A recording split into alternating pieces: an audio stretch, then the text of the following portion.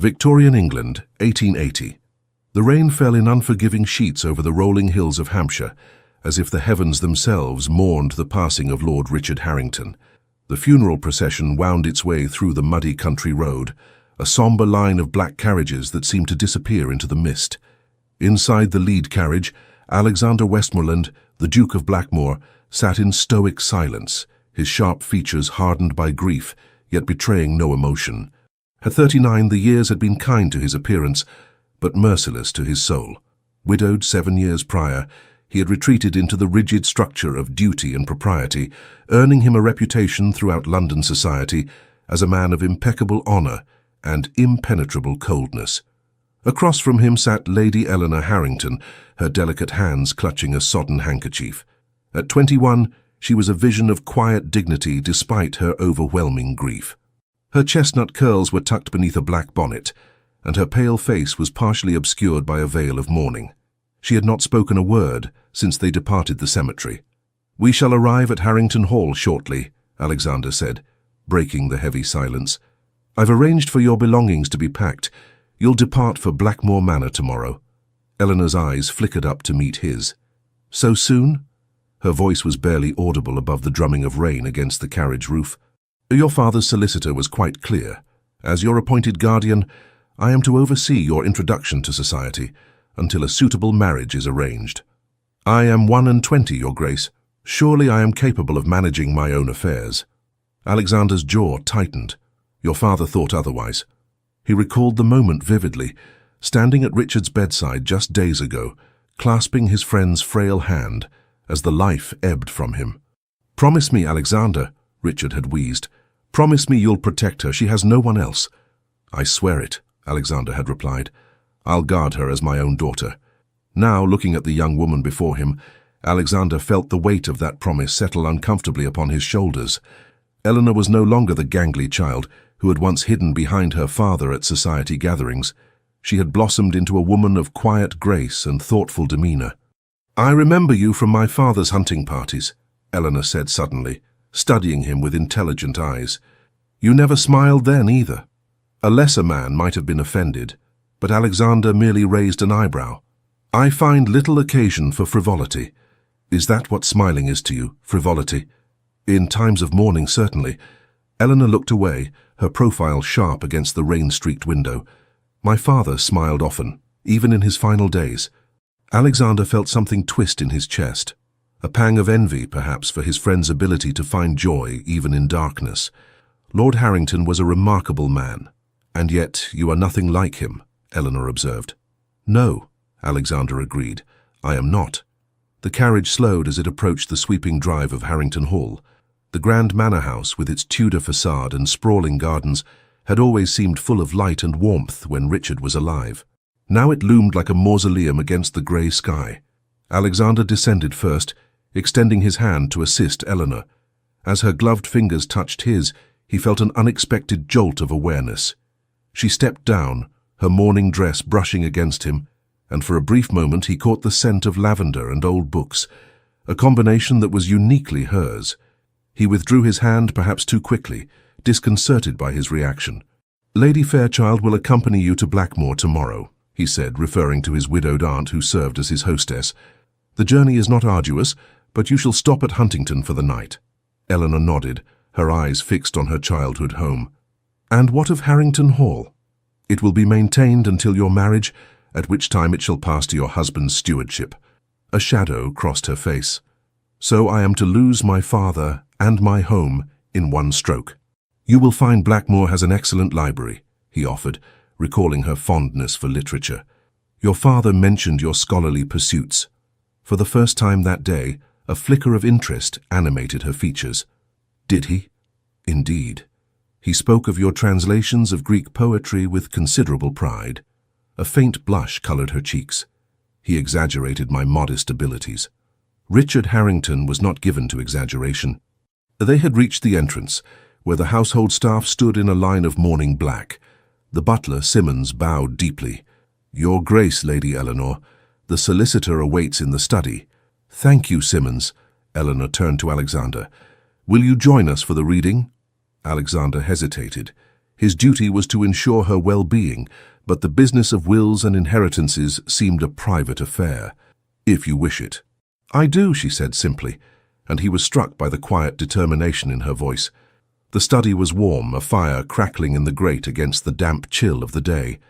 Mr. Finch, the family solicitor, rose as they entered, his spectacles perched precariously on his nose. "Lady Eleanor, Your Grace, shall we proceed?" The reading was straightforward. Eleanor inherited her father's personal fortune, a considerable sum that would be held in trust until her marriage. The estate would pass to her future husband, but with strict provisions ensuring it would eventually go to her children. "There is one more item," Mr. Finch said, extracting a sealed letter from his briefcase. "For His Grace, the Duke of Blackmore. Lord Harrington instructed me to deliver it privately." Eleanor glanced at Alexander curiously as he accepted the letter, but she asked no questions. Later, alone in the guest chamber assigned to him, Alexander broke the seal on Richard's letter with steady hands. The familiar handwriting brought a fresh wave of grief. "Alexander, by the time you read these words, I will have departed this world, leaving you with the burden of my most precious treasure. I know your sense of duty will compel you to honor your promise, but I ask that you do more than merely guard Eleanor's virtue and prospects. She is a remarkable creature, my friend, brilliant and spirited in ways that society often seeks to diminish in young women. Do not let her light be extinguished by the constraints of propriety. She deserves more than a convenient match with some titled buffoon. I remember how you were before Catherine's passing, a man who found joy in poetry and debate, who laughed without reservation. Perhaps in guiding Eleanor, you might rediscover some part of yourself that has been lost." With deepest gratitude and friendship, Richard Alexander folded the letter carefully, his throat tight with emotion. Outside, the rain had ceased, and a sliver of moonlight broke through the clouds, casting long shadows across the floor. He crossed to the window, gazing out at the silvery landscape. In the garden below, a solitary figure walked among the rose bushes. Eleanor, her black dress a stark contrast against the wet greenery. She moved with purpose, occasionally stopping to touch a bloom or leaf. As he watched her, a strange disquiet settled over him. He had promised to protect her as a father would, yet the sight of her bathed in moonlight stirred something in him that was decidedly not paternal. Alexander turned sharply from the window, troubled by his reaction. "Merely grief and exhaustion," he muttered to himself, though he knew it for a lie. Tomorrow, they would journey to Blackmore Manor, where he would fulfill his duty as her guardian from a proper and respectful distance. He would find her a suitable husband, see her settled, and then return to his solitary existence. It was the honorable course. Yet, as he prepared for bed, Richard's letter seemed to mock him from the writing desk. "Perhaps in guiding Eleanor, you might rediscover some part of yourself that has been lost." Alexander extinguished the lamp, but sleep eluded him. Instead, his mind filled with images of intelligent eyes and chestnut curls bathed in moonlight, images that would soon become the first of many dreams that would haunt his nights. The journey to Blackmore Manor took the better part of 2 days, with Lady Fairchild providing a buffer of propriety between Alexander and his new ward. Augusta Fairchild was a woman of 65 years, sharp-witted and observant, despite her advancing age. She had served as Alexander's hostess since the death of his wife, Catherine, and was one of the few people who dared to speak frankly with him. As their carriage rolled through the imposing iron gates of Blackmore, Eleanor leaned forward to catch her first glimpse of what would be her new home. The manor rose from the mist like a Gothic dream, all stone battlements and soaring towers, surrounded by ancient oak trees whose gnarled branches seemed to reach for the grey sky. "It's like something from a novel," she murmured, unable to hide her fascination. Lady Fairchild chuckled. "Mrs. Radcliffe would certainly approve, though I assure you we harbour no mysterious monks or hidden passages." "That you know of, Aunt," Alexander replied with unexpected dryness, earning a surprised glance from Eleanor. "The Duke possesses a sense of humour after all," Lady Fairchild stage whispered to Eleanor, "though he guards it like a state secret." The carriage stopped before the grand entrance, where a line of servants awaited. Alexander helped first his aunt, and then Eleanor descend. As Eleanor's feet touched the gravel drive, a shaft of sunlight broke through the clouds, illuminating the manor's facade and casting her face in golden light. Alexander found himself momentarily transfixed by the sight. "Your Grace?" Eleanor's voice pulled him from his reverie. "Forgive me," he said stiffly. "May I present Mrs. Porter, the housekeeper, and Hargreaves, the butler. They will see to your needs." Mrs. Porter stepped forward, a plump, motherly woman with kind eyes. "Welcome to Blackmoor, Lady Eleanor. Your chambers have been prepared in the east wing, with a lovely view of the rose garden." "Thank you," Eleanor replied warmly. "I look forward to exploring the grounds." "And the library," added Lady Fairchild, with a knowing smile. "Alexander has mentioned your scholarly interests." Eleanor's gaze flickered to the Duke. "His Grace is most attentive." "When duty requires it," Alexander responded, discomfited by her scrutiny. "Mrs. Porter will show you to your rooms. I have business to attend to, but we shall dine at 7. With a bow, he retreated to his study, a sanctuary of mahogany and leather where he could collect his thoughts. He had not expected the girl to unsettle him so. Perhaps it was merely the strangeness of having a young woman in his home after so many years of solitude. At dinner that evening, Eleanor appeared in a gown of deep blue that, while still observing mourning conventions, brought out the remarkable colour of her eyes. Alexander found himself watching her as she conversed easily with Lady Fairchild about the various families in the county. "And the Pennington sisters?" Eleanor inquired. "My father mentioned they were quite the force in local society." "Oh, indeed," Lady Fairchild replied. "Miss Beatrice Pennington has set her cap for every eligible bachelor in 3 counties, including our Alexander here." Alexander nearly choked on his wine. "Aunt Augusta, you exaggerate." "Do I? She practically swooned into your arms at the midwinter ball." Eleanor's lips curved in amusement. "And did his Grace catch her?" "Reluctantly," Lady Fairchild confided, then promptly handed her off to her mother with some excuse about an urgent message. "A diplomatic retreat," Alexander said dryly. "A cowardly one," his aunt retorted. "Though I can hardly blame you. The woman has the intellectual depth of a puddle." Eleanor laughed, a bright musical sound that seemed to transform the cavernous dining room.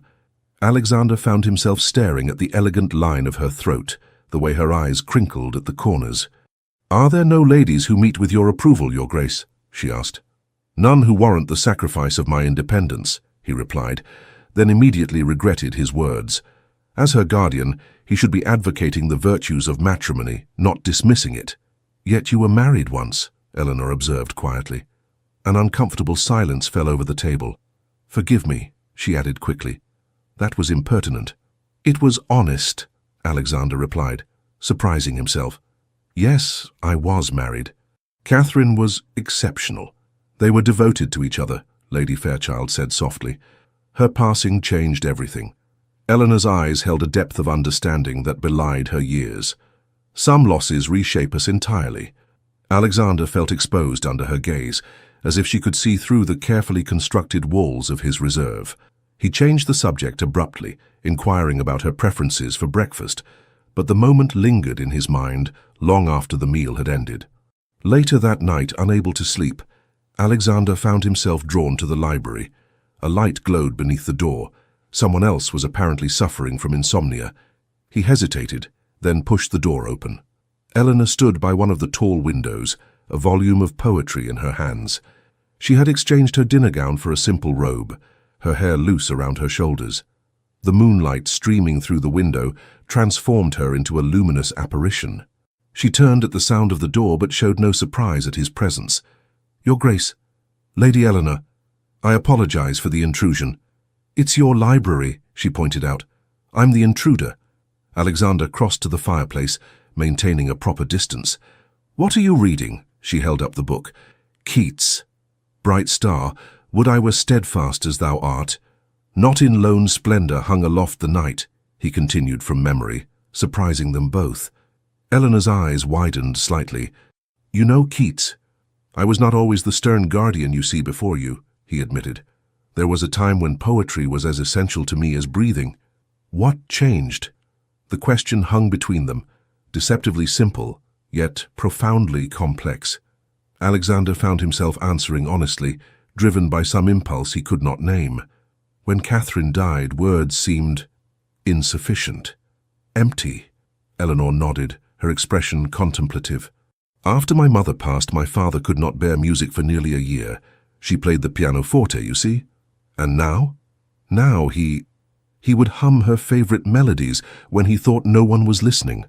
Her voice caught. He would have wanted me to remember that joy returns eventually. Alexander felt an unfamiliar urge to comfort her, to cross the distance between them and take her hand. Instead, he remained rooted in place, bound by propriety and his own rigid self-discipline. "Your father was wise in many ways," he said. "You should retire, Lady Eleanor. Tomorrow will be a full day." She looked as if she might say more, but then merely nodded, replacing the book on its shelf. As she passed him, the scent of lavender enveloped him once more. "Good night, Your Grace. Good night, Lady Eleanor." Long after she had gone, Alexander remained in the library, staring at the shelf where she had returned the Keats volume. Finally, he drew it out, opening to the poem she had been reading. The familiar words stirred something long dormant within him, a hunger for beauty, for connection. Disturbed by the direction of his thoughts, he snapped the book shut and returned to his chambers. But that night, for the first time in years, Alexander dreamed, not of his deceased wife, but of chestnut curls illuminated by moonlight and eyes that seemed to see into his very soul. He woke with a start before dawn, his heart racing with a confusing mixture of desire and guilt. The oath he had sworn to Richard Harrington echoed in his mind. He had promised to protect Eleanor as a father would protect a daughter. These dreams, these unsettling feelings, were a betrayal of that sacred trust. "This cannot continue," he muttered to the darkness. From this moment forward, he would maintain a proper distance from his ward. He would fulfill his duty with honor, regardless of what it might cost him personally. But as the first light of dawn crept across his room, Alexander knew with dreadful certainty that the battle within him had only just begun. The London season was in full bloom, a whirlwind of balls, soirees, and garden parties, where the elite of society paraded their wealth and their marriageable offspring with equal pride. After 3 months at Blackmore, Eleanor had been launched into this glittering chaos under the careful supervision of Lady Fairchild and the distant but watchful eye of her guardian. Alexander had been true to his resolution, maintaining a careful formality in all his interactions with Eleanor. He attended the necessary social functions as her guardian, scowled appropriately at overeager suitors, and retreated to the sanctuary of his townhouse study whenever possible. If he sometimes found himself watching her from across crowded ballrooms, captivated by her graceful movements or the animation that transformed her face when engaged in spirited conversation, he kept such observations strictly to himself. Tonight's event was the Countess of Hartfield's annual midsummer ball, reputedly the social highlight of the season.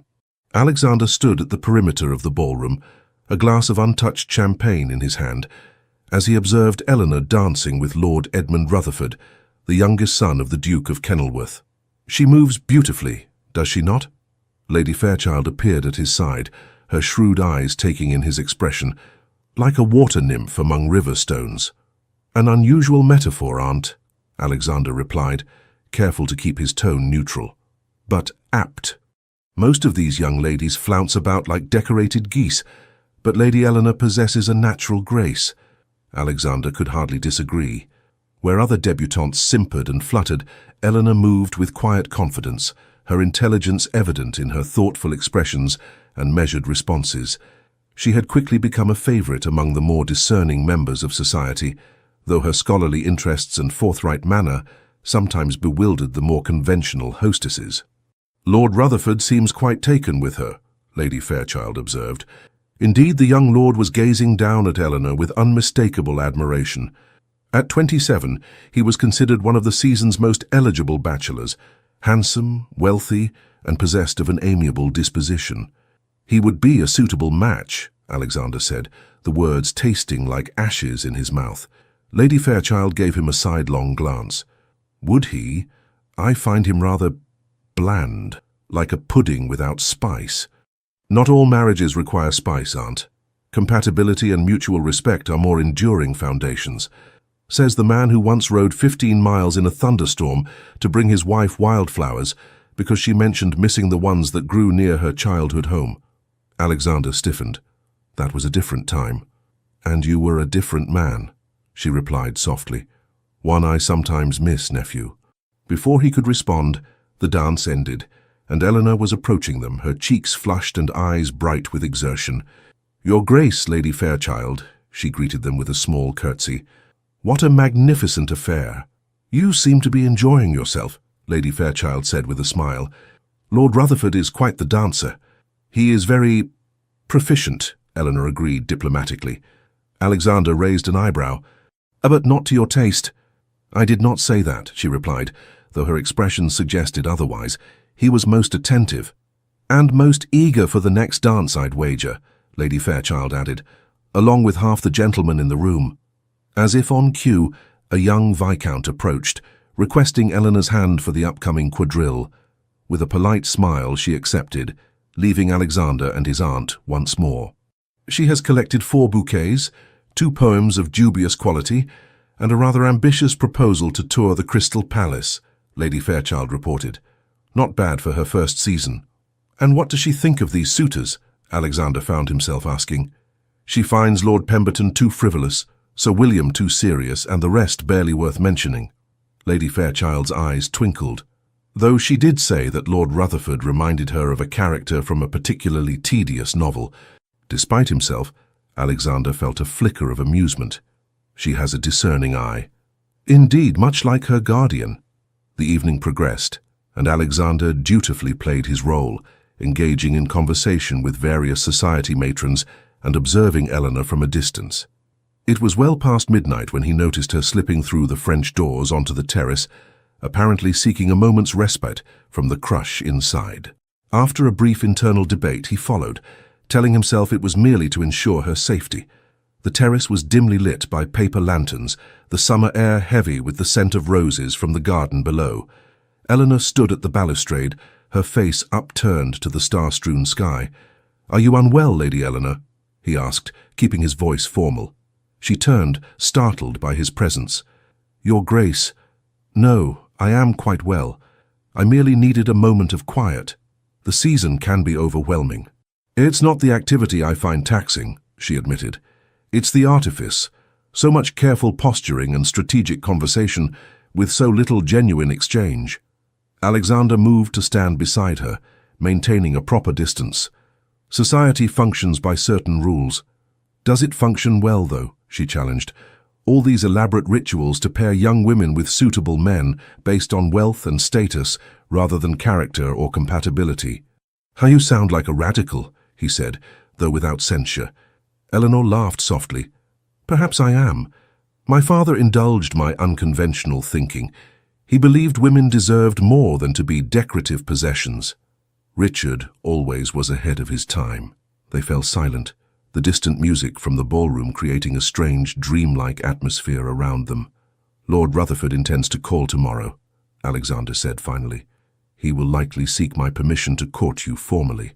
Eleanor's expression remained carefully neutral. "And will you grant it?" "He is well regarded from an excellent family and possesses sufficient fortune to maintain you in comfort." Alexander paused. "Unless you object." "What would you do if I did object?" she asked, turning to face him fully. "Would you respect my wishes, or would duty compel you to promote the match regardless?" The question caught him off guard. "Your happiness is not irrelevant to me, Lady Eleanor." "But is it paramount?" The directness of her gaze unsettled him. In the soft lantern light she looked ethereal, yet there was nothing insubstantial about the challenge in her eyes. "What qualities would you seek in a husband?" he asked instead of answering. Eleanor considered the question seriously. "Intelligence, certainly, a love of literature, the courage to question convention when necessary." She paused. "And passion, not merely the physical kind, but a capacity for deep feeling. For caring about something beyond oneself. A rare combination." "Yes," she agreed, her eyes never leaving his. "Very rare." Alexander felt a dangerous heat building between them, an unspoken current that threatened to sweep away all his careful restraint. He took a deliberate step back. "It grows late. You should return inside before your absence is remarked upon." For a moment he thought she might argue, but then she nodded. "Of course, Your Grace. Always proper, always correct." There was a note in her voice he could not quite interpret, disappointment perhaps, or resignation. Before he could analyze it further, she had slipped past him and back into the ballroom, leaving only the lingering scent of lavender in her wake. Alexander remained on the terrace, his hands gripping the stone balustrade as he struggled to master his turbulent emotions. The oath he had sworn to Richard weighed heavily upon him, a constant reminder of his duty. Yet with each passing day, that duty became more difficult to fulfill with honor. "You're playing a dangerous game, Alexander," came Lady Fairchild's voice from behind him. He didn't turn. "I don't know what you mean." "Don't you?" She moved to stand beside him. "I've watched you watching her. I've seen how you hold yourself apart, rigid as a statue, whenever she enters a room. She is my ward." "Yes, and therein lies the problem." Lady Fairchild sighed. "The heart doesn't always recognize the barriers we try to place before it. I have no romantic interest in Lady Eleanor," he said firmly, the lie bitter on his tongue. His aunt regarded him skeptically. "Then you won't mind when Lord Rutherford or one of these other pups claims her hand? When she becomes another man's wife?" The mere thought sent a bolt of something dark and possessive through him, and he knew his expression betrayed him. "I thought as much," Lady Fairchild said softly. "Alexander, you've spent 7 years in self-imposed exile from life. Perhaps it's time to consider what Richard truly wanted for both his daughter and his friend. He wanted me to protect her. Yes, but not at the expense of her happiness, or yours." Alexander shook his head. "It's impossible." "Why? Because of your promise? Because of society's expectations? Or because you're afraid?" He had no answer for her, and after a moment, she patted his arm gently. "Think on it, nephew. But don't wait too long. Even duty has its limits."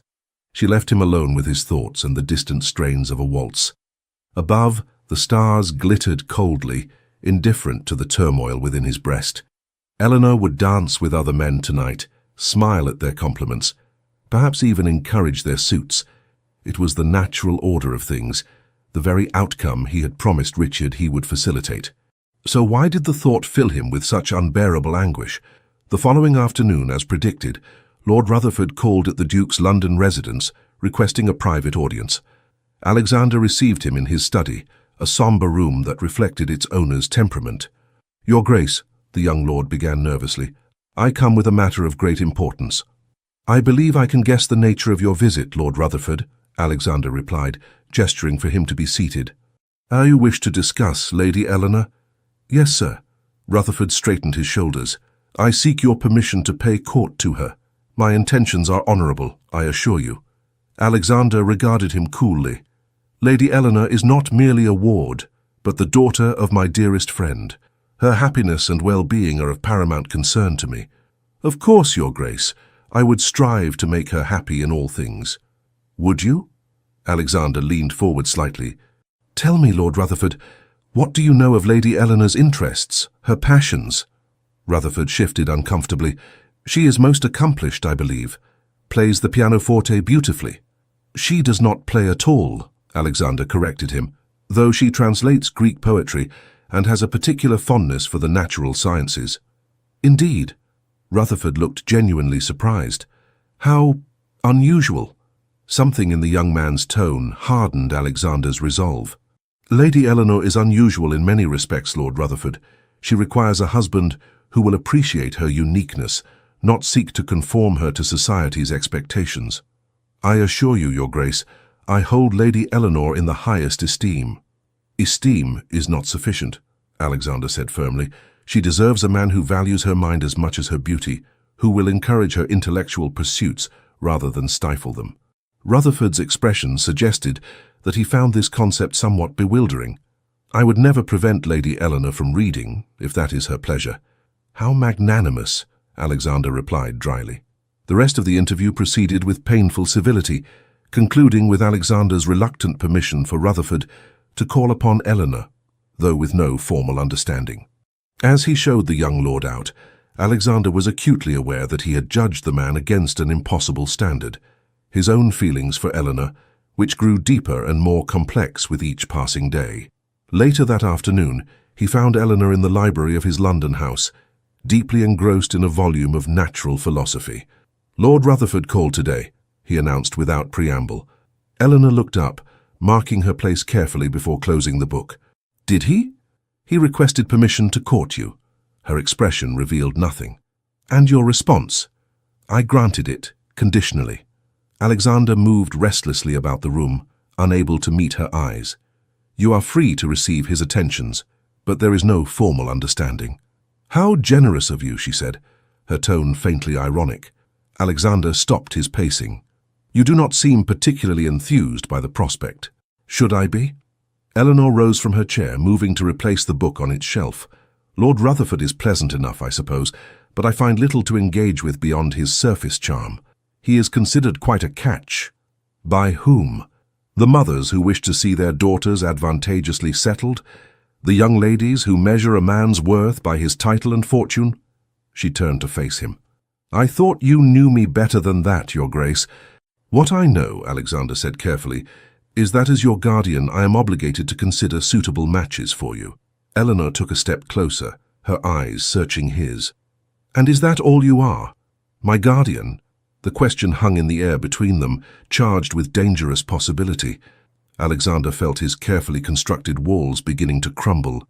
"What else would I be?" he asked, his voice rougher than he intended. "I don't know," she admitted softly. "Sometimes when you look at me, I think, but then you withdraw, retreat behind your walls of duty and propriety." Alexander's heart hammered in his chest. "Eleanor, you called me by my given name," she noted, a small smile playing at the corners of her mouth. "That's the first time." He hadn't even realized the slip. "It was inappropriate. I apologize." "Must everything between us be governed by rules and constraints?" She took another step toward him, close enough now that he could see the flecks of amber in her blue eyes. "My father trusted you above all others, not because you were bound by duty, but because you were capable of great feeling beneath that reserved exterior. Your father did not anticipate—" Alexander stopped, unable to complete the thought. "Anticipate what?" Eleanor pressed. "This," he said finally, gesturing vaguely between them, "this complication. Is that what I am to you? A complication? You know that is not what I meant." Eleanor's gaze was steady, challenging. "Then what did you mean, Alexander?" The sound of his name on her lips broke something loose within him. Before he could reconsider, he closed the distance between them, his hands coming up to frame her face. "You are everything," he whispered. "Everything I should not want, everything I cannot have, and everything I cannot stop thinking about." Her eyes widened, and for a terrible moment, he thought he had misread her entirely. Then her hands came up to cover his. "Why can you not have me?" she asked simply. "I swore to your father that I would protect you, guide you as a father would a daughter." "But I am not your daughter," Eleanor said firmly, "and what I feel for you is decidedly not filial." The admission sent a jolt of heat through him. "Eleanor, you don't know what you're saying." "I know precisely what I'm saying." Her voice was steady despite the blush spreading across her cheeks. "I have known my own mind since I was 16. I do not speak without careful consideration." Alexander knew he should step away, restore the proper distance between them. Instead, he found himself tracing the delicate curve of her cheekbone with his thumb. "There is an 18-year difference between us," he said, searching for reasons to resist the magnetic pull drawing them together. "And yet you understand me better than men my own age ever could," she countered. "You see me, not as an ornament or a prize, but as I truly am. Society would not approve. When has society's approval ever mattered to either of us?" Alexander closed his eyes briefly, fighting for control. "Your father trusted me." "My father wanted my happiness above all else," Eleanor said softly. "As did yours for you, I imagine." The reminder of his own father, who had married for duty rather than love, and lived to regret it bitterly, struck Alexander deeply. He had sworn never to make the same mistake, yet here he was denying what had grown between them in the name of obligation. "This cannot happen," he said, though he made no move to release her. "Not now." Eleanor's eyes searched his. "But someday?" It was a promise he had no right to make, yet he could not bring himself to extinguish the hope in her gaze. "I don't know," he said honestly. "I need time to think, to consider what is best for both of us." Reluctantly, he let his hands fall away from her face. Eleanor stepped back, disappointment evident in her expression, though she maintained her dignity. "Very well, Your Grace," she said formally. "I shall receive Lord Rutherford when he calls." The return to formality stung, but Alexander knew it was necessary. "Thank you for your understanding." She gave him a small, sad smile. "Understanding is not the same as agreement, Alexander. Remember that." With that, she left the library, her posture straight and proud despite the tension that lingered between them. Alexander remained motionless, the ghost of her touch still warming his skin.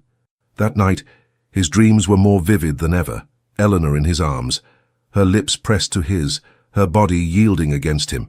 He woke in a cold sweat, tangled in his bedsheets, guilt and desire warring within him. The following weeks became an exquisite torture. True to her word, Eleanor received Lord Rutherford's attentions with perfect politeness, though Alexander noted she never encouraged him beyond what propriety demanded. She maintained a careful distance from Alexander himself, addressing him with formal correctness in company, but avoiding situations where they might be alone together. Lady Fairchild observed this delicate dance with increasing concern, finally confronting her nephew one evening after Eleanor had retired early, pleading a headache.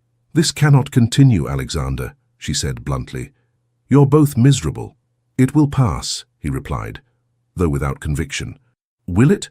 Or are you simply hoping that time will dull what you feel for her, that eventually she'll resign herself to marrying someone she doesn't love?" Alexander rubbed his temples wearily. "What would you have me do, Aunt? Break my word to her father? Scandalize society? Subject her to whispers and judgment? I would have you be honest, with yourself and with her." Lady Fairchild's voice softened. "Alexander, I knew Richard Harrington for 30 years. He valued honor, yes, but he valued happiness more. Do you truly believe he would condemn you for loving his daughter?" "Love," Alexander repeated, the word both terrifying and liberating. "Is that what this is?" "You tell me," his aunt challenged. Before he could answer, they were interrupted by a commotion in the entry hall. Moments later, the butler appeared, his normally impassive face betraying concern. "Your Grace, a messenger has arrived from Lady Eleanor's maid. It seems her ladyship has left the house." Alexander was on his feet instantly. "Left? Where? When?" "Shortly after retiring to her room, sir. She left a note for her maid saying not to worry, but the girl became concerned and came to me." "Did the note say where she was going?" Lady Fairchild asked. "No, madam. Only that she needed air and would return shortly." Alexander checked his pocket watch. It had been over an hour since Eleanor had excused herself. A cold dread settled in his stomach. "Have the carriage brought around immediately." "Where will you look?" Lady Fairchild asked, as Alexander strode toward the door. He paused, thinking. "The park, perhaps. She mentioned enjoying the night air there." "Be careful, nephew. London after dark is no place for a young woman alone, or for a duke, for that matter." Alexander barely heard her, his mind consumed with images of Eleanor wandering the dangerous streets of nighttime London. He grabbed his coat and hat, striding out into the misty evening. The park was deserted save for a few suspicious figures who melted away at the approach of his carriage. No sign of Eleanor. Alexander's anxiety mounted as he directed his driver to circle the neighboring streets, peering into the gloom for any glimpse of her. Finally, a flash of movement caught his eye. A solitary female figure standing on Westminster Bridge, gazing down at the dark waters of the Thames. Even from a distance he recognized the set of her shoulders, the way she held herself. "Stop here," he commanded, leaping from the carriage before it had fully halted. He approached slowly, not wanting to startle her. "Eleanor," she turned, her face pale in the dim gaslight. "Alexander." Relief flooded him, quickly followed by anger. "What in heaven's name are you doing out here alone? Do you have any idea of the danger?" "I needed to think," she said simply. "To breathe." "You couldn't think in the safety of your chambers." "The walls felt like they were closing in around me." Eleanor turned back to the river. "Everyone making decisions about my future, planning my life as if I were a chess piece to be moved across the board." Alexander's anger faded, replaced by understanding. "I know the feeling." "Do you? Then why perpetuate it?" She looked at him directly now, challenging him. "Why push me toward a man I could never love?" "Because it is expected," he said, the words sounding hollow even to his own ears. "Expected by whom? Society? My father?" Eleanor shook her head. "My father wanted me to marry for love, Alexander. He told me so many times. He and my mother were a love match against both families' wishes. They never regretted it, not for a single day. Alexander moved to stand beside her at the bridge's railing, close but not touching. It would not be easy. The age difference alone would raise eyebrows. Since when has the Duke of Blackmore concerned himself with raised eyebrows? Despite everything, Alexander found himself smiling. You have a point. They stood in silence for a moment, watching the mist curl over the river. Then, tentatively, Eleanor's hand moved to cover his on the railing. I'm not asking for promises or declarations, she said softly. Only that you consider what might be possible between us, without the weight of artificial obligations. Alexander turned his hand beneath hers, their fingers intertwining. And Lord Rutherford? I have already informed him that while I value his friendship, I cannot encourage his suit. When? This afternoon. It was difficult but necessary. Alexander felt a rush of admiration for her courage. You continue to surprise me, Eleanor Harrington. She smiled, the first genuine smile he had seen from her in weeks. I hope to do so for many years to come. The implication hung between them, full of promise. Alexander knew that nothing was resolved, that challenges and obstacles remained. But standing there in the misty darkness, Eleanor's hand warm in his, he allowed himself to imagine a future he had previously denied. We should return, he said reluctantly. Lady Fairchild will be beside herself with worry. Eleanor nodded. Will you tell her about this? I believe she already knows, Alexander admitted. She sees more than she lets on. Together they walked back to the waiting carriage, a new understanding between them.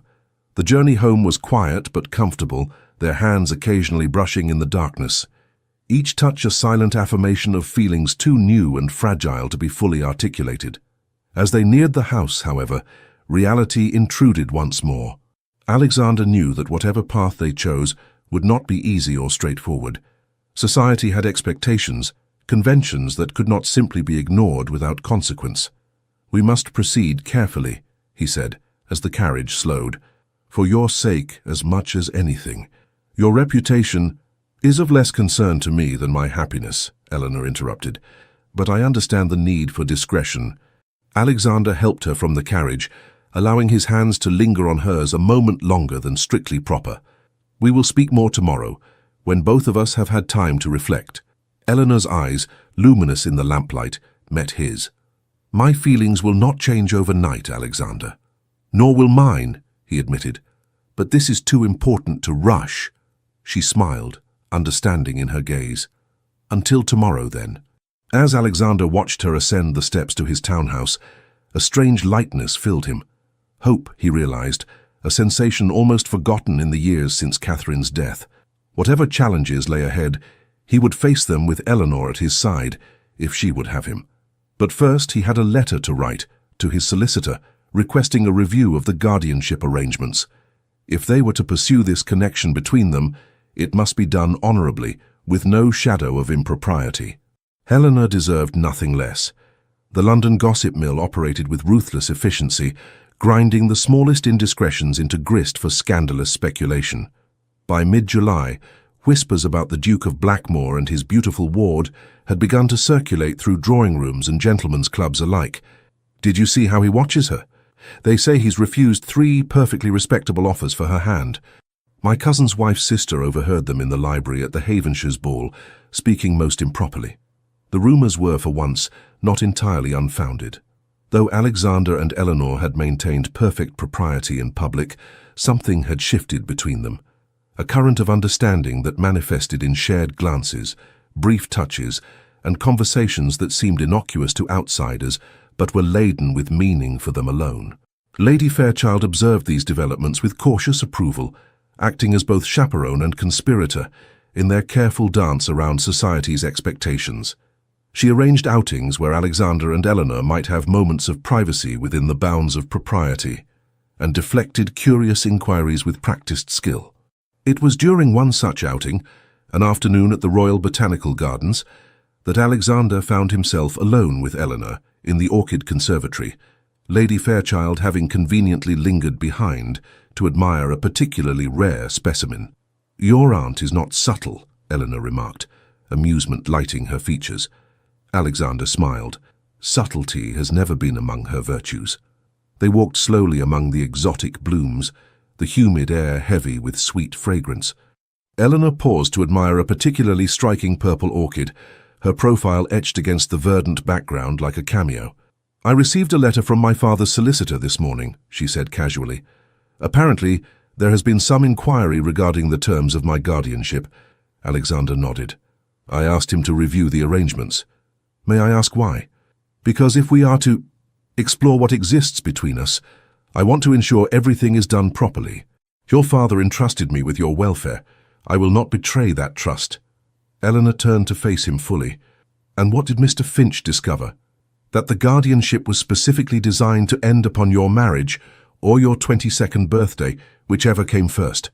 Alexander met her gaze steadily. "You will be 22 in 3 months." 3 months, she repeated thoughtfully. "Not so very long to wait." "No," Alexander agreed, "though it feels an eternity." Eleanor's lips curved in a small smile. "I've waited this long to find a man worth loving.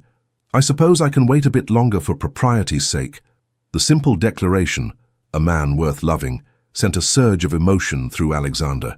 Before he could respond, they heard Lady Fairchild's voice approaching, accompanied by another less welcome sound. "Lady Eleanor! What a delightful surprise!" Eleanor stiffened almost imperceptibly at the shrill greeting. "Miss Pennington," she acknowledged with a polite nod. Beatrice Pennington swept into the conservatory in a flurry of pink silk and excessive ornamentation, her mother and Lady Fairchild following in her wake. At 28, Miss Pennington had been on the marriage mart for nearly a decade, her increasingly desperate pursuit of a titled husband becoming something of a society joke. "Your Grace," she simpered, dropping into a curtsy so deep it threatened to topple her precariously arranged coiffure. "How fortunate to encounter you here among the plants." "Indeed," Alexander replied dryly. "Lady Fairchild, I see you've encountered Mrs. Pennington and her daughter." "Quite unavoidable, I'm afraid," his aunt muttered under her breath before saying more loudly, "Mrs. Pennington was just sharing the most fascinating gossip about Lord Rutherford's sudden departure for the continent." Eleanor's eyebrows rose slightly. "Lord Rutherford has left London?" "Oh yes," Beatrice said eagerly. "Quite abruptly. They say he was nursing a broken heart after being rejected by a certain lady." Her pointed glance at Eleanor left little doubt about whom she meant. "How unfortunate for him," Alexander said coolly, "though I'm sure the change of scenery will prove beneficial." Mrs. Pennington, a stout woman with shrewd eyes, studied the interaction with interest. "It does seem that eligible gentlemen are being turned away with alarming frequency this season. One wonders what Lady Eleanor is waiting for." "Perhaps she simply has standards that few can meet," Lady Fairchild suggested. "Or perhaps," Mrs. Pennington said, her gaze sliding meaningfully between Eleanor and Alexander, "her affections are already engaged elsewhere." A tense silence followed this thinly veiled insinuation. Alexander felt a surge of protective anger, but before he could speak, Eleanor stepped forward, her expression serene despite the heightened color in her cheeks. "How perceptive you are, Mrs. Pennington," she said calmly.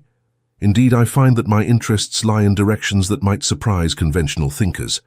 The translation of ancient Greek poetry, for instance, and the study of botanical science." She gestured to the orchids surrounding them. "Did you know that these remarkable plants have developed specialized relationships with specific pollinators over thousands of years? Nature's way of ensuring perfect compatibility." The subtle rebuke in her words was not lost on Mrs. Pennington, whose lips thinned in displeasure. "How educational. Come, Beatrice, we mustn't keep Lady Eleanor from her studies." With a flurry of insincere farewells, the Penningtons departed, leaving an awkward silence in their wake. "Well," Lady Fairchild said finally, "that was about as subtle as a cavalry charge." "They will talk," Alexander said grimly. "It's already begun." Eleanor met his troubled gaze steadily. "Let them. In 3 months, I will be free to make my own choices, regardless of society's opinion." "It's not so simple," he argued. "Reputation once lost is not easily restored." "I'm not suggesting we announce our intentions from the rooftops," Eleanor said reasonably, "but neither will I pretend to consider suitors I have no interest in, simply to deflect speculation." Lady Fairchild nodded approvingly. "Well said, my dear. Now shall we continue our tour of the gardens? I believe the rose collection is particularly fine this time of year. As they moved through the conservatory toward the exit, Alexander offered his arm to Eleanor, a gesture both proper and intimate. She took it with a small smile, her touch sending warmth through him despite the troubled thoughts that lingered in his mind. The Penningtons' insinuations were only the beginning, he knew. Once the gossips had a scent of potential scandal, they would pursue it relentlessly. He had weathered society's disapproval before and could do so again, but Eleanor, young, unmarried, with her future before her, was more vulnerable. Yet as he felt the reassuring pressure of her hand on his arm, Alexander found his resolve strengthening. Whatever challenges they faced, they would face them together.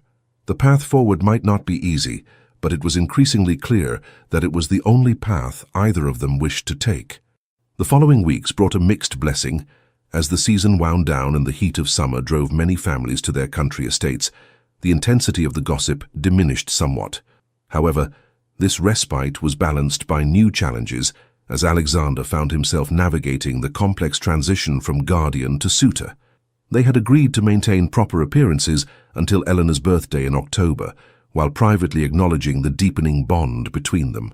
This delicate balance demanded constant vigilance, especially as they prepared to leave London for Blackmore Manor. "The country will afford us more privacy," Lady Fairchild observed, as their trunks were being loaded onto the carriages. "Fewer prying eyes." "But sharper ears," Alexander cautioned. "Servants' talk." Eleanor, descending the townhouse steps in a travelling dress of deep green, smiled at his concern. "Then we shall give them little to talk about, beyond a guardian's proper care for his ward and her growing friendship with his rather unconventional aunt." Lady Fairchild chuckled. "Unconventional. I prefer discerning." The journey to Hampshire passed pleasantly, with Lady Fairchild dozing intermittently and Alexander and Eleanor discussing everything from poetry to politics. It was during these unguarded conversations that Alexander felt most keenly the rightness of their connection. The easy flow of ideas, the shared laughter, the comfortable silences that required no filling. By the time they reached Blackmore Manor, twilight was settling over the estate, bathing the ancient stone in golden light. Eleanor gazed up at the imposing structure with what looked remarkably like affection. "It feels like coming home," she said softly. Alexander helped her from the carriage, allowing his hand to linger on hers a moment longer than necessary. "I'm glad." That evening, after a quiet dinner, Alexander retreated to his study to attend to correspondence that had accumulated during their absence. He was deep in concentration when a soft knock at the door disturbed his thoughts. "Enter," he called, expecting his valet or perhaps Lady Fairchild. Instead, Eleanor appeared, a leather-bound volume in her hands. She had changed from her dinner gown to a simpler dress of deep blue, her hair loosely braided over one shoulder. "Forgive the intrusion," she said, hovering uncertainly at the threshold. "Lady Fairchild has retired with a headache, and I found myself restless." Alexander rose immediately. "You're always welcome here." She entered, glancing around the study with interest. Unlike the formal, impersonal space in London, his country study reflected more of his true nature. Walls lined with well-worn books, comfortable furniture arranged for reading rather than impression, and personal mementos displayed without ostentation. "I've never been in here before," she observed, trailing her fingers along the spines of his books. "Few people have," Alexander admitted. "It's something of a sanctuary." Eleanor smiled, understanding in her eyes. "Then I'm honored by the admission." She moved to a small table where several framed miniatures were displayed, his parents in their youth, his younger brother who had died in childhood, and Catherine, her delicate features captured by a skilled hand. "She was beautiful," Eleanor said quietly, studying the portrait of his late wife. "Yes," Alexander agreed, moving to stand beside her. Inside and out, Eleanor turned to face him, her expression earnest. "Tell me about her, if it's not too painful." The request surprised him, but Alexander found he wanted to share this part of himself with her. "We met at a musicale when I was 20. She was playing Beethoven. Badly, she would insist, though I thought it perfect." A smile touched his lips at the memory. She had no artifice, no guile. She laughed easily and loved deeply. "You were happy together?" "Very." Alexander's eyes met Eleanor's. "We had 5 years before the illness took her." Too brief, but I would not trade those years for a lifetime of lesser connection. Eleanor's hand found his, her fingers twining with his. Thank you for telling me. You're not troubled by my past. Why would I be? Your capacity to love deeply, to commit yourself fully, these are qualities I admire, not faults to be overlooked. Her gaze was steady, unflinching. Catherine helped shape the man you are. I could never resent that. Alexander felt something shift within him at her words, a loosening of a knot that had bound him since Catherine's death, not a diminishment of what they had shared, but an acceptance that his heart had room for new love, different but equally profound. He raised their joined hands, pressing a kiss to her knuckles. You continue to astonish me, Eleanor Harrington. A blush stained her cheeks, but she did not look away. Good. I should hate to become predictable. The moment stretched between them, charged with unspoken emotion. Then, reluctantly, Eleanor withdrew her hand. I should retire, she said. Tomorrow promises to be a long day. Alexander nodded, though everything in him rebelled against her departure. Until tomorrow, then. She moved toward the door, then paused, turning back. I almost forgot. I brought you something. She returned to place the book she'd been carrying on his desk. I found it in the library at Harrington Hall before we left London. My father always said it was your favorite. Alexander looked down at the volume, a rare first edition of Wordsworth's poems that he and Richard had once spent an entire weekend hunting through bookshops to find. I thought it was lost, he said, his voice rough with emotion. Not lost, Eleanor replied softly, just waiting to be found again. With that, she slipped from the room, leaving Alexander with the precious book and a heart too full for words. The following days settled into a pleasant rhythm. Mornings found Eleanor in the library or gardens, often accompanied by Lady Fairchild, while Alexander attended to estate matters. Afternoons frequently included walks or rides through the extensive grounds, and evenings were spent in shared pursuits, reading aloud, chess matches, or music in the drawing room. To an outside observer, it would have appeared a perfectly ordinary household. A young lady completing her education under the supervision of her guardian and his aunt. But beneath this placid surface ran currents of deepening affection and growing anticipation as Eleanor's birthday drew nearer. It was during one of their afternoon rides, nearly a month after their return to Blackmoor, that the careful balance they had maintained was unexpectedly tested. They had ventured farther than usual, exploring the wooded boundaries of the estate. Lady Fairchild, claiming a twinge of rheumatism, had remained behind, extracting a promise that they would behave with perfect propriety in her absence, a promise delivered with a knowing twinkle in her eye. The day was gloriously fine, the September air crisp with hints of the autumn to come. Eleanor rode with easy grace, her dark riding habit setting off the flush of exercise in her cheeks. Alexander found himself watching her more than the path, captivated by the joy she took, in the simple pleasure of a brisk gallop across open country. They had paused to rest the horses beside a small stream when the weather changed, with the suddenness typical of English countryside. Dark clouds rolled in, and the first fat drops of rain began to fall. We should return, Alexander said, eyeing the rapidly darkening sky. Eleanor nodded, but as they mounted and turned back toward Blackmoor, the rain intensified, driven by a rising wind. Within minutes, they were thoroughly drenched. There's a gamekeeper's cottage ahead, Alexander called over the downpour. We can shelter there until this passes. The cottage was small but sturdy, maintained for the use of estate staff during hunts or when tending the more distant parts of the property. Alexander ushered Eleanor inside, then quickly saw to the horses, securing them in the small lean-to at the back. When he returned, dripping, to the main room, he found Eleanor had discovered a supply of dry firewood and was attempting to light the small hearth. Allow me, he said, moving to take the flint from her hands. Their fingers brushed, and despite the chill of the rain, heat flared between them. Eleanor stepped back, watching as he skillfully coaxed a flame from the tinder and built it into a proper fire. The cottage was sparsely furnished. A rough table with 2 chairs, a small cupboard containing basic supplies, and a narrow cot against one wall, presumably for the gamekeeper's use during overnight stays. You should move closer to the fire, Alexander suggested, noticing Eleanor's shiver. Your habit is soaked through. Indeed, the heavy wool riding dress clung to her, in a way that proper society would find scandalous, outlining the slender curves of her figure. Alexander averted his gaze, struggling to maintain the decorum they had so carefully preserved. "Your coat isn't faring much better," Eleanor observed, removing her sodden gloves and holding her hands toward the growing flames.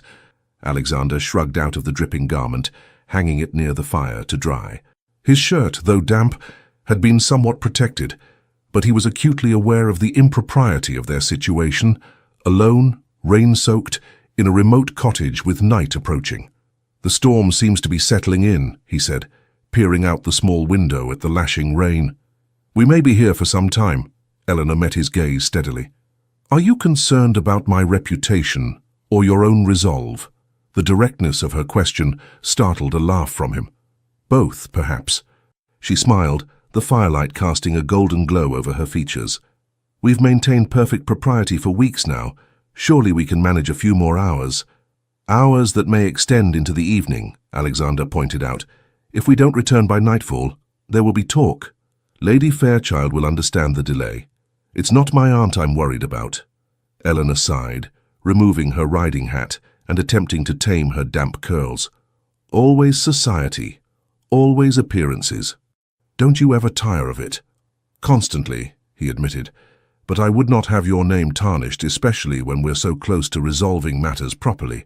She moved toward him, close enough that he could see droplets of rain still clinging to her eyelashes. 6 weeks, she said softly. 6 weeks until my birthday, and then we need no longer pretend." The temptation to reach for her was almost overwhelming.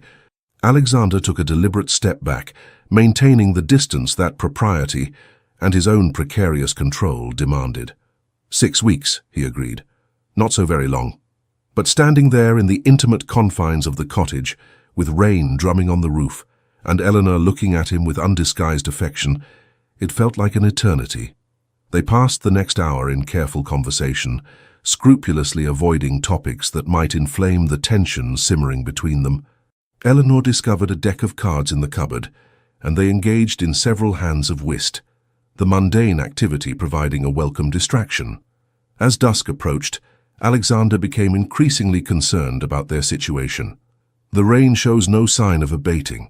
I think we must reconcile ourselves to spending the night here." Eleanor's eyes widened slightly. "Lady Fairchild will be beside herself with worry." "She knows I would keep you safe," Alexander assured her. "And when we fail to return, she'll send searchers. But in this weather, with darkness falling, they're unlikely to find us before morning." Eleanor nodded, accepting the reality of their predicament with characteristic pragmatism. "Then we must make the best of it." Alexander busied himself checking the cottage's supplies, relieved to find dried meat, bread, and even a small flask of brandy. "Not the dinner you're accustomed to, I'm afraid." "I'm hardly fragile," Eleanor replied, accepting the simple fare with good grace. They ate in companionable silence, the fire casting long shadows across the rough wooden floor.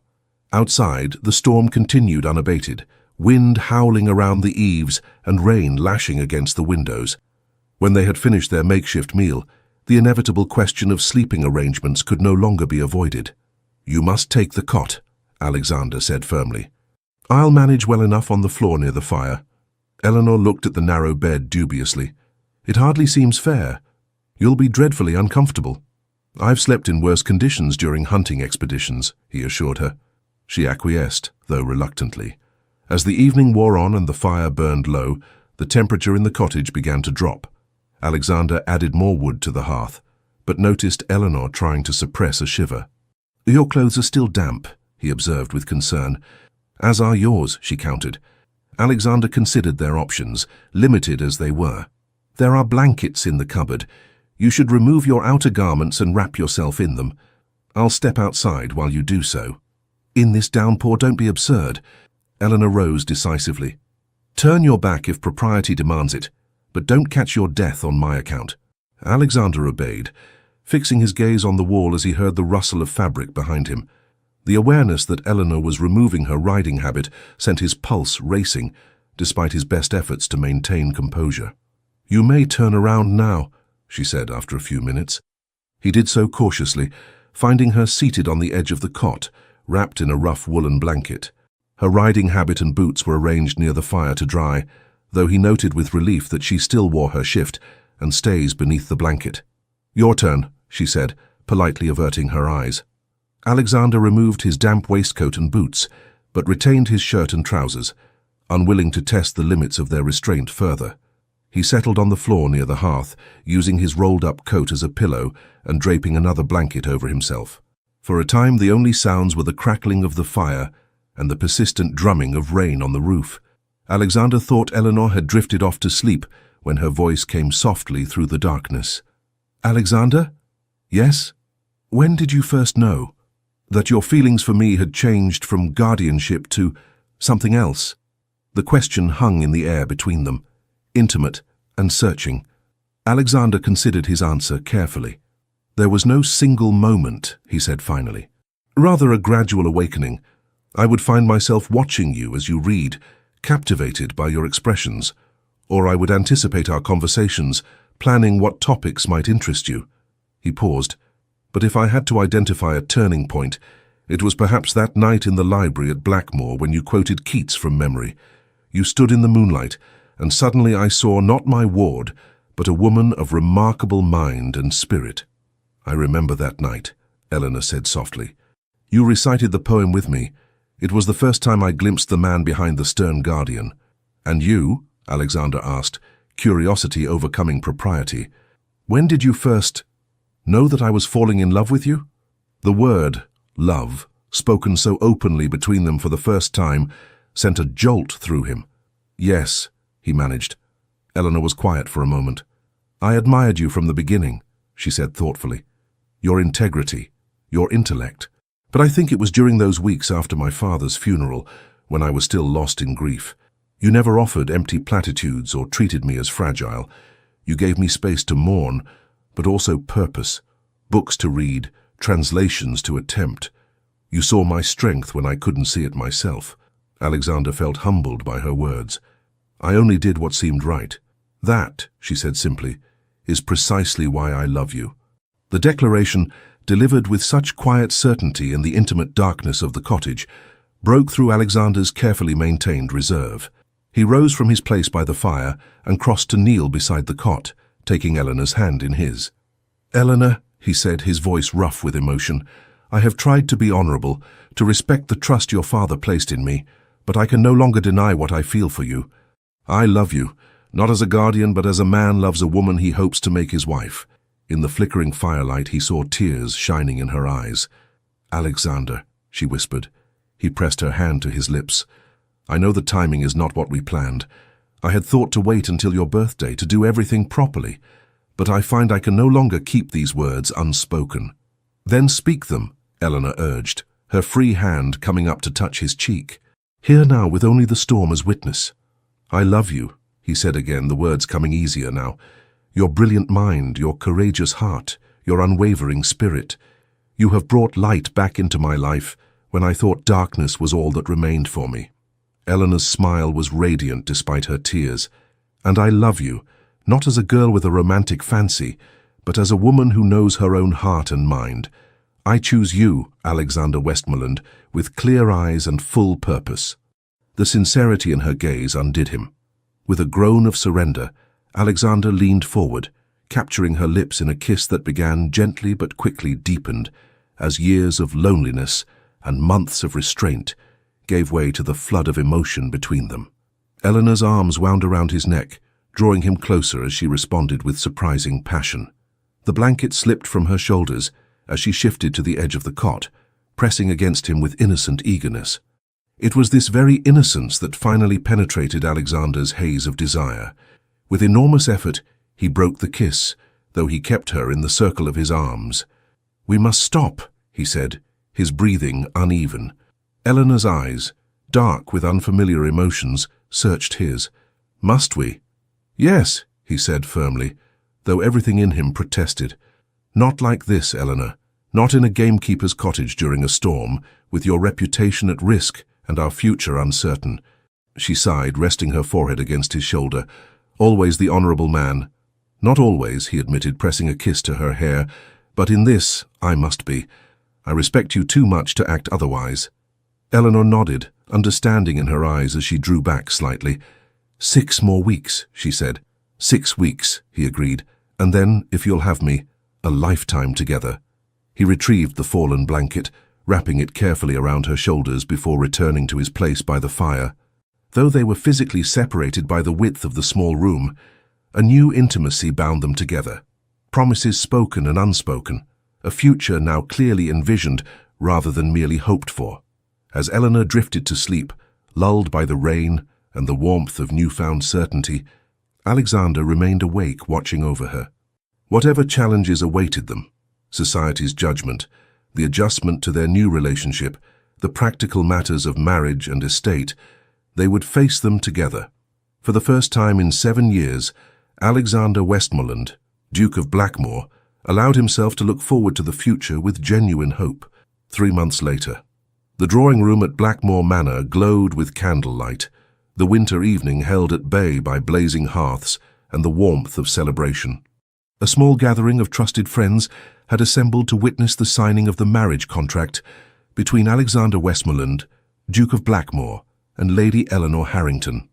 "Are you certain about this, my dear?"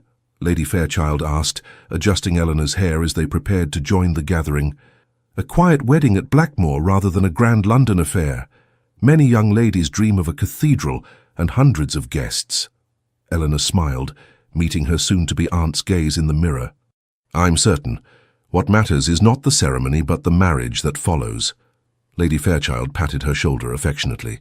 "You always did have more sense than convention. Alexander is fortunate indeed." "As am I," Eleanor replied softly. Downstairs, Alexander awaited her arrival with barely concealed impatience. The past 3 months had been a careful navigation of society's expectations and their own deepening bond. After the night in the cottage, they had maintained proper appearances until Eleanor's birthday, when Alexander had formally relinquished his guardianship. 1 week later, to the surprise of no one who knew them well, he had proposed marriage. Society had buzzed with gossip, of course. Some questioned the propriety of a guardian marrying his ward so soon after her coming of age. Others raised eyebrows at the 18-year age difference. The more vicious whispers suggested improprieties during Eleanor's guardianship. But Alexander and Eleanor faced the speculation with united dignity, neither denying their feelings nor apologizing for them. They had decided on a winter wedding at Blackmore rather than waiting for the traditional June ceremony in London, partly to avoid the height of the gossip season, but mostly because neither wished to delay their future together. "Your Grace," Mr. Finch approached, legal documents in hand. "Everything is prepared for the signing." "Thank you," Alexander replied, his eyes drawn to the doorway where Eleanor now stood. She wore a gown of deep ivory silk, simple yet elegant, with Catherine's sapphires at her throat. A gift from Alexander that had brought tears to her eyes when he presented them the previous evening. "You look beautiful," he said quietly as she joined him. Eleanor's smile was radiant. "And you look happier than I've ever seen you." "I am," he admitted, offering his arm. "Shall we make this official?" The signing proceeded with formal dignity, witnessed by Lady Fairchild, Mr. Finch, and the local vicar who would perform the ceremony the following day. As Eleanor's signature joined his on the marriage contract, Alexander felt a profound sense of rightness, as if the disparate pieces of his life were finally falling into their proper places. Later, as their guests enjoyed refreshments, Alexander drew Eleanor aside into the library, the room where their journey toward each other had truly begun. "I have something for you," he said, retrieving a small package from his desk drawer. Eleanor unwrapped it carefully, revealing a leather-bound journal. "It's lovely," she said, running her fingers over the embossed cover. "But I don't understand." "Open it," Alexander encouraged. Inside she found pages filled with his precise handwriting, line after line of poetry. "These past months I found myself returning to verse," he explained. "Words that had once seemed empty suddenly felt necessary again. The only way to express what you've awakened in me." Eleanor's eyes glistened as she read the first poem, addressed simply to E. "Alexander," she whispered, deeply moved. "This is beautiful. You restored poetry to me," he said, taking her hands in his. "Just as you restored joy and purpose and hope. Tomorrow you will become my wife in the eyes of the world, but in my heart you have already transformed me." Eleanor rose on tiptoe, pressing a gentle kiss to his lips. And you have transformed me, from a girl uncertain of her place to a woman confident in her choices and her future." A discreet knock interrupted them. "Forgive me, Your Grace," Hargreaves said from the doorway, "but Lady Fairchild asked me to remind you that propriety suggests the bride and groom should not be absent from their own celebration for too long." Alexander laughed, the sound free and unrestrained in a way that still surprised those who had known him during his years of grief. "Tell my aunt we shall return directly." As the butler withdrew, Alexander offered Eleanor his arm once more. "One more evening of propriety," he said with a smile that promised much more, "and then a lifetime of being truly ourselves together." Eleanor's answering smile held both innocence and anticipation. "I can think of no greater happiness." Together they returned to their guests, secure in the knowledge that what had begun in duty had transformed into something far more powerful. A love born of mutual respect and understanding, strong enough to weather society's judgment, and deep enough to heal wounds long thought permanent. And later that night, as snow began to fall gently over Blackmore Manor, Alexander stood at his study window, watching the grounds transform into a glittering wonderland. Tomorrow those same grounds would witness the beginning of his new life with Eleanor, not as guardian and ward, but as husband and wife, partners in all things. The moon broke through the clouds, casting silvery light across the snow-covered landscape. Alexander remembered Eleanor standing in just such moonlight the night he first realized his feelings had changed. How far they had come since then, through doubt and struggle, through society's constraints and their own fears, to this moment of perfect certainty. "Are you ready for tomorrow?" came Eleanor's voice from the doorway. Alexander turned, drinking in the sight of her. His future, his heart, his home. "I've been ready since the moment I admitted I loved you," he said simply. The rest was just waiting for the world to catch up. Eleanor crossed to join him at the window, fitting perfectly against his side as his arm encircled her shoulders. Together they watched the moonlit snow, the silence between them comfortable and expectant, the silence of two people who had found in each other not just love but understanding, not just passion but partnership. "Look," Eleanor said softly, pointing to where the clouds had parted completely, revealing a canopy of brilliant stars. "Bright star, would I were steadfast as thou art. Not in lone splendor hung aloft the night," Alexander continued, the familiar verses now imbued with new meaning. "And watching, with eternal lids apart, like nature's patient, sleepless eremite." As their voices blended in the quiet room, the final lines seemed a perfect promise for the journey ahead. Still to hear her tender taken breath, and so live ever or else swoon to death. Tomorrow would bring vows and celebration, the official beginning of their life together. But in this moment, standing in the moonlight, poetry on their lips and love in their hearts, Alexander and Eleanor had already found their forever. The end. Dear listener, in this tale of Alexander and Eleanor, we find echoes of our own journeys through life's autumn and winter seasons. Like the Duke of Blackmore, many of us have known loss. We've weathered storms that seem to extinguish our inner light, leaving us in shadows of grief or solitude. Perhaps you too have built walls around your heart, convinced that your season for love and joy had passed. Yet Eleanor's gentle persistence reminds us that it's never too late for spring to return. Age is merely a number, while the capacity for deep connection transcends time itself. The 18 years between our characters mirror the wisdom and youth that can exist within each of us, regardless of the candles on our birthday cake. The most profound gift this story offers is permission.